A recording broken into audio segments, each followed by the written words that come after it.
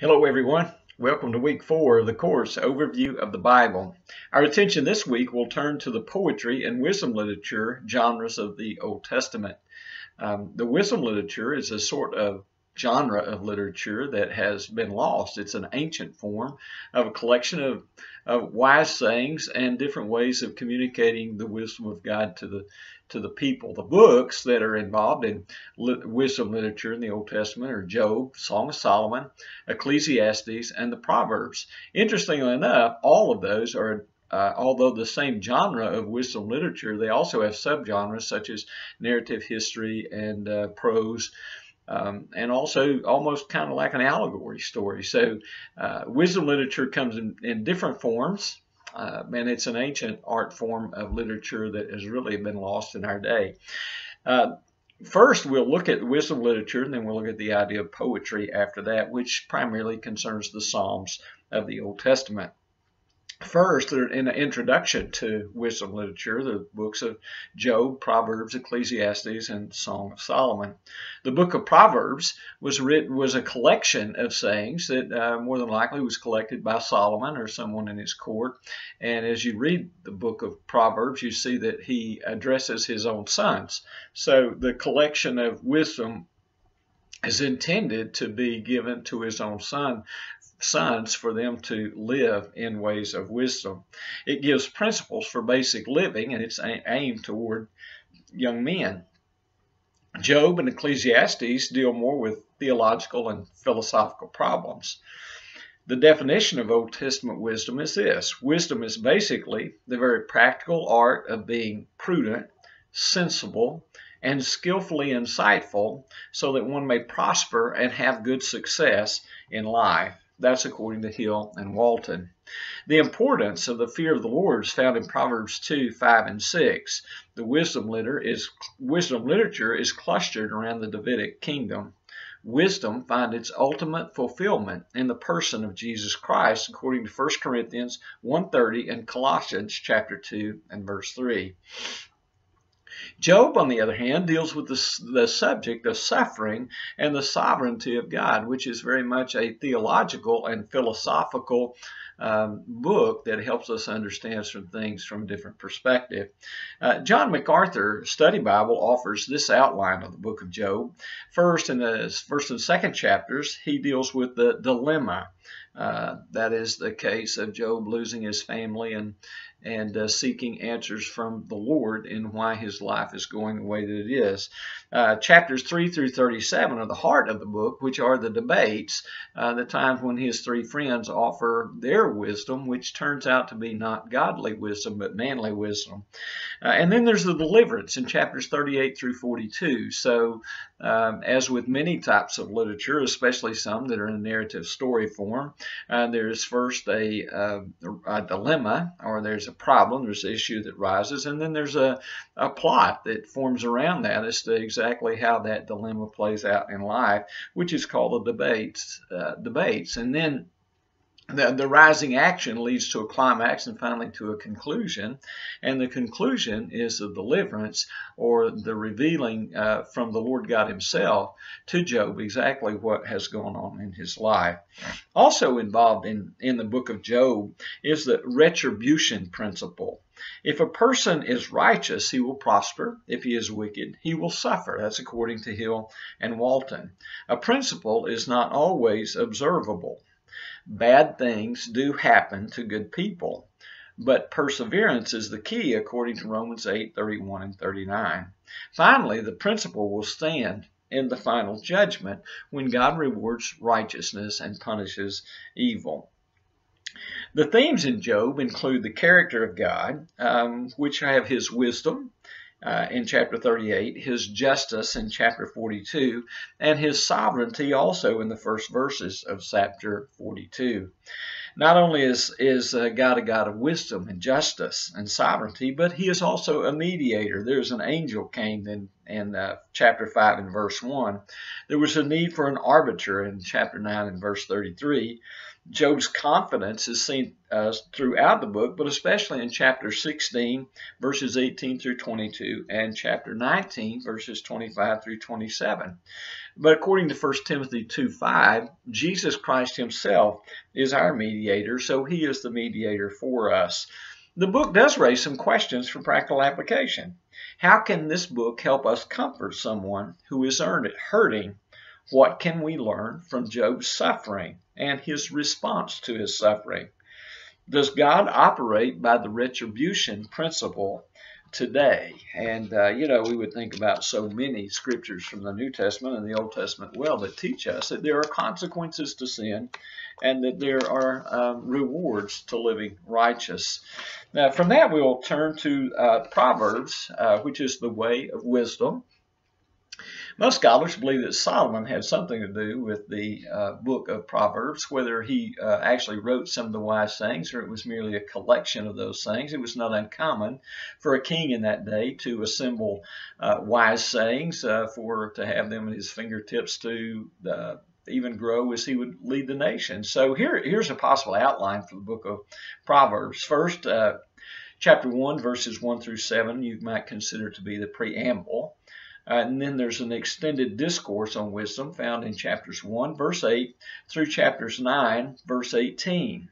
Then there are the Solomonic Proverbs in chapters 10, 1 through 22:16, and then again in chapter 25 through 29:27.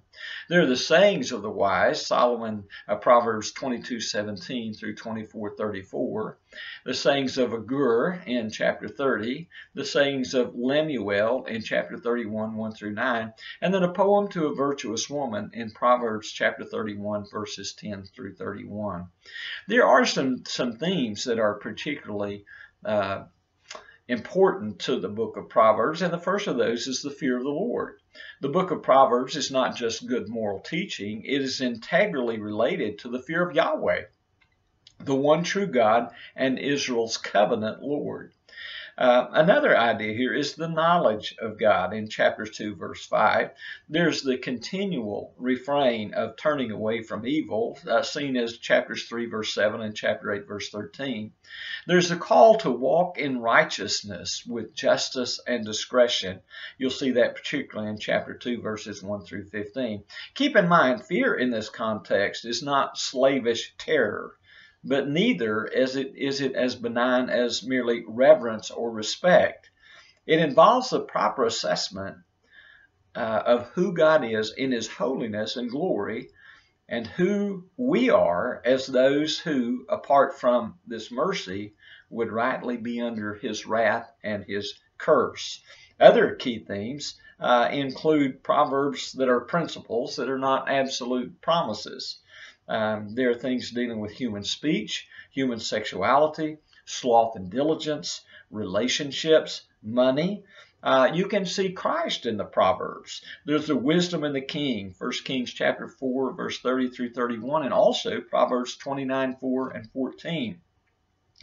In Matthew 12:42, it points out that there's something greater than Solomon, and that Christ is our wisdom, 1 Corinthians 1:30 and Colossians 2, chapters 1, verses 1 through 3. So that pretty well wraps up the heart of Proverbs, and then we might move on from there to the book of Ecclesiastes. Ecclesiastes was written by Kohelet, the preacher, and many conservative scholars believe that probably Solomon was the author of that book, although it's highly contested in the academic world. It seems to fit King Solomon. There's an outline. The first part, chapters 1, verse 1 through 11, is a short introduction to the themes. Chapter 1, verse 12 through chapter 12, verse 7 deals with Kohelet's monologue. He is in that searching for the meaning in life, chapters 1, 12 through 26, and he has a continued quest for meaning in chapters 3, verse 1 through 6, chapter 6, verse 12. Chapter 7, 1 through 12, 7 include advice and instruction. Finally, there's the epilogue in chapters 12, verses 8 through 14. Major themes and issues in the book of Ecclesiastes: vanity, meaningless, futility, human wisdom, effort, achievement, life, rivalry, selfish, sacrifice, power, greed, accumulation, and religion are all meaningless. Finally, it deals with enjoying life. Chapters 2, verses 24 through 26, and chapter 3, verse 9 through 13. And then there's the key to reconciling these two themes in Ecclesiastes 12, 13 through 14. As I read and study the book of Ecclesiastes, it appears to me that in the beginning, as Solomon begins this work, he describes his life of seeking out meaning in life. And he explains to us all the bad roads that he went down. And then finally, in the last 2 chapters of the book, he explains to us how he had a come to meeting with the Lord.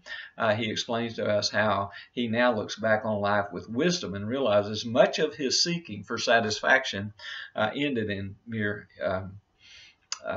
futility, meaningless, vanity, as he says it in the book. Well, then we move on to the poetic literature. Some have put Song of Solomon in this poetic literature. It's also known as wisdom.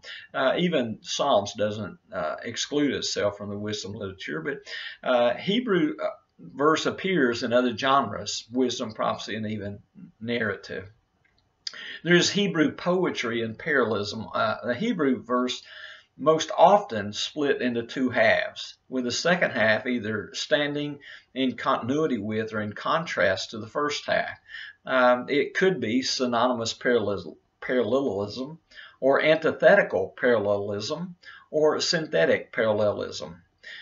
Psalms, Israel is often was Israel's hymn book.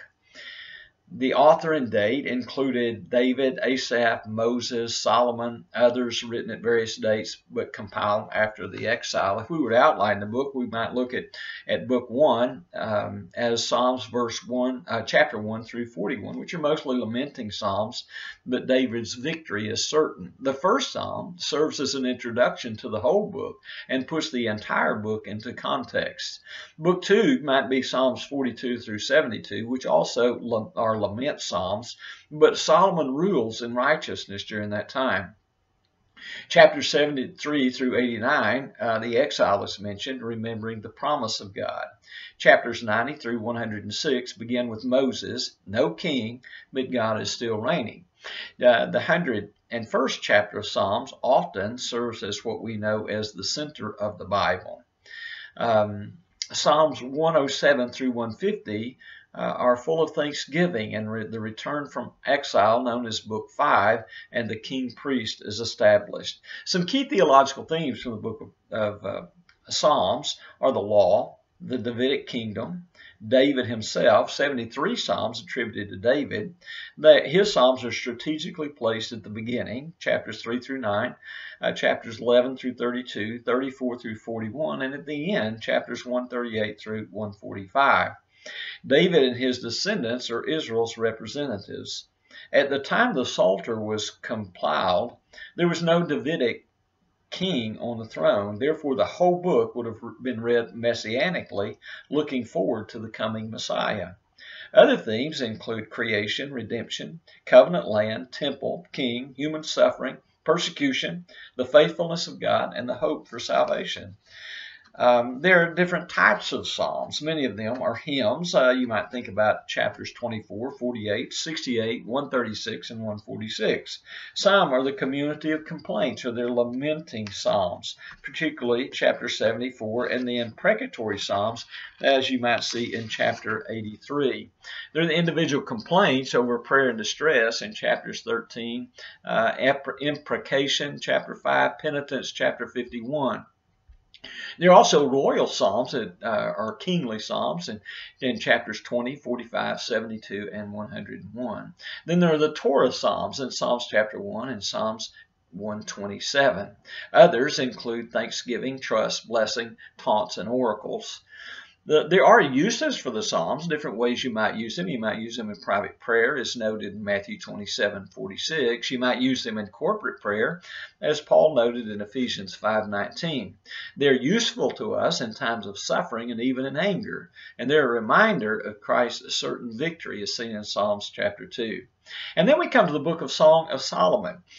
Song of Solomon has been looked at a lot of different ways. It is a psalm about marriage. The outline might go something like this. There's an initial meeting of a maiden and a king in chapters 1 through chapter 3, verse 5.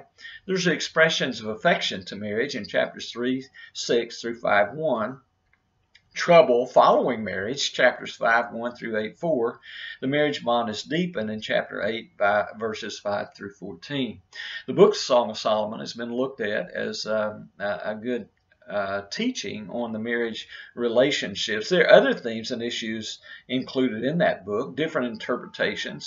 Some look at it as a dramatic book, others as an allegorical book, and some as a literal book of a relationship between Solomon and one of his wives. It is erotic love poetry celebrating marital love. It is, always remember this, marriage itself is a sign pointing toward Christ's love for the church. So some have looked at the book primarily as a picture of Christ's love relationship with his church. There's the virtue of sexual purity in chapters 3, 5, 4:12, 8, 10 through 13, and the Bible strongly condemns both premarital and extramarital sexual activity.